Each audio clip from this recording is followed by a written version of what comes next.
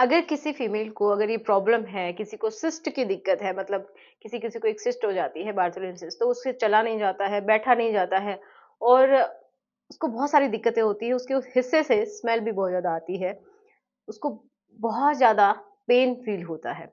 तो उसके लिए क्या सॉल्यूशन हो सकते हैं? पहली बात तो आपको डॉक्टर से मिलना है और ये कन्फर्म करवाना है कि क्या आपको बार्थोलिन सिस्ट है या फिर नहीं है।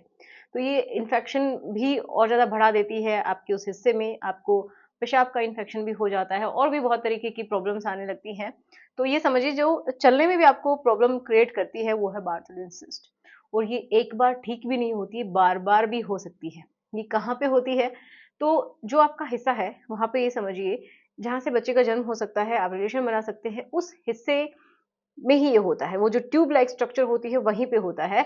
मतलब क्या है कि जो ओपनिंग है, उसके दोनों साइड में कुछ ग्लैंड्स होती हैं, कुछ मतलब 2 ग्लैंड्स होती हैं, जिनको हम बोलते हैं बार्थोलिन ग्लैंड्स।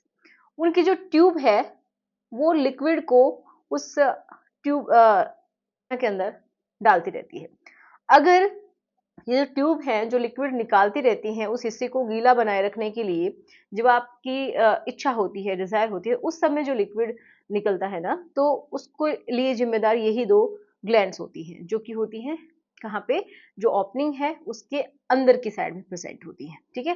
मान लीजिए ये ओपनिंग है, तो इसके अंदर ये 2 ट्यूब्स प्रेज़ेंट होंगी एंड इनसे जुड़ी हुई होगी 2 ग्लैंड्स। अब ये जो डक्ट्स हैं, इनको डक्ट्स बोलते हैं, बाद में डक्ट्स।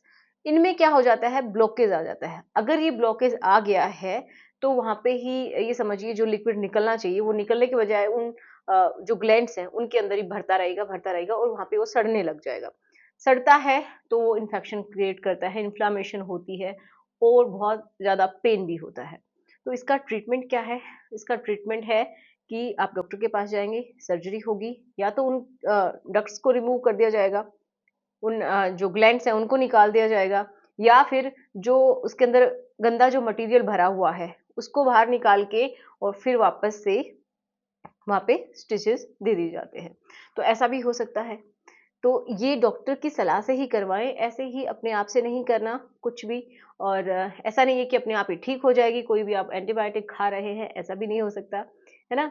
तो डॉक्टर की हेल्प लेना ज़रूरी है, नहीं तो बहुत भयानक प्रॉब्लम हो सकती है और कंटीन्यूअसली हो सकती है, आप रिलेशन बनाने के काबिल भी नहीं रहते हैं, चलने तक के काबिल नहीं रह पाते हैं, आप बैठने में भी आप सक्षम नहीं होंगे अगर ये प्रॉब्लम हो गई तो, ठीक है? तो अगर किसी को भी बार्थोलिन सिस्ट की प्रॉब्लम है, वो डॉक्टर से ज़रूर मिले।